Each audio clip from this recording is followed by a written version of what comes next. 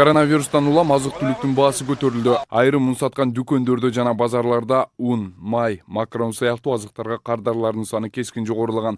Бул убакка чейин өкмөт тарабынан азык-түлүктүн баасын туруктуу кармоо жана базар экономикасы тууралуу жыйын болгон, бирок жугуштуу вирустан кооптонууга негиз жоктугун Саламаттык сактоо министрлиги билдирген. Коомчулуктун арасында ар кандай сөздөрдөн улам азык-түлүктү көбүрөөк камдагандардын саны өсүүдө. Бүгүн түштөн кийин Ош шаарында un базарларда ундун баасы мурунка салыштырмалуу 150 сомдон 200 сомго чейин көтөрүлгөн жана un саткан дүкөндөрдө un алган кардарлардын саны кескин жогорулап кеткен. Эмне себептен десек, бул Кытайдын немелер вирус үчүн кымбаттап кетти деп сатуучулар айтып атат да.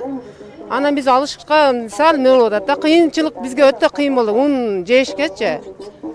Ана макарондор деле өтө кымбаттап кетти. Башта 35тен алчу элек, азыр 50-55ке чыгып кетти. Көрүп атасыздар өзүңөр деле.